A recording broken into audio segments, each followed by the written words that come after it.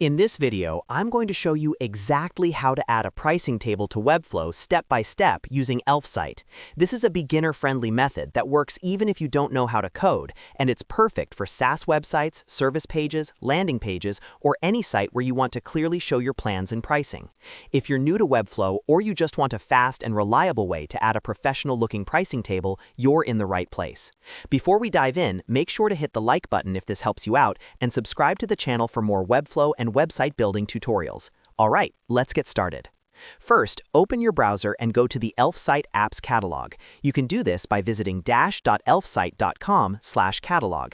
Elfsight provides ready-made widgets that integrate easily with Webflow, and one of those widgets is a pricing table. Once you're on the Apps Catalog page, you'll see a search bar at the top. Click into that search field and type in the word price. As you type, Elfsight will automatically filter the available apps. From the results, look for the app called Pricing Table and click on it. This will open the Pricing Table widget options, where you can preview different layouts and styles. Go ahead and choose a pricing table template that best fits your website design. Don't worry too much about the details right now because you can customize everything later. Once you've selected a template, click on the button that says Continue with this template.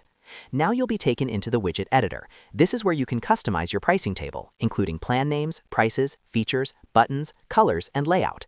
Take your time here to match the pricing table with your brand and website style. When you're happy with how everything looks, go ahead and click on Publish. Publishing the widget makes it available to embed on your website. After publishing, Elfsight will give you an embed code. Click on Copy Code to copy the pricing table code to your clipboard. This is the code we'll paste into Webflow to display the pricing table on your page.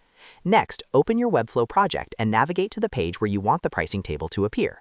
In the Webflow Designer, click on Add New Element from the left sidebar. From the Elements panel, scroll until you find the Code Embed element.